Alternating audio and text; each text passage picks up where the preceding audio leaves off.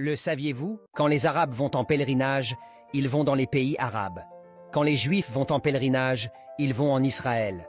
Quand les Chinois vont en pèlerinage, ils vont en Chine. Quand les Indiens vont en pèlerinage, ils vont en Inde. Quand les Occidentaux vont en pèlerinage, ils vont en Occident, Vatican. Quand les rats vont en pèlerinage, ils vont dans un trou à rats.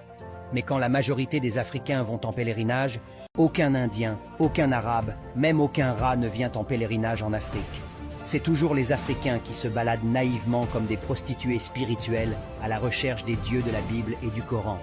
On se demande si ce sont ces dieux qui sont perdus ou si ce sont les Africains qui sont perdus. C'est bien là les signes d'un peuple égaré, déraciné, sans repère. L'embrouille, la confusion, la fuite identitaire, la diabolisation de sa culture et tradition, la célébration des ancêtres et traditions des autres, la haine de soi et de ses frères, l'amour pour les étrangers, etc. Pour ces Africains égarés, ces dieux sont partout sauf en Afrique. Ce n'est pas de leur faute. On leur fait croire depuis des générations que leur culture et leurs traditions ancestrales africaines, c'est la sorcellerie.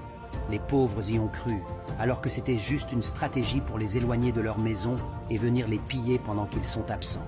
Pendant qu'ils font le tour du monde, en pensée, en parole, par action et par omission, à la recherche d'un Dieu de la Bible et du Coran.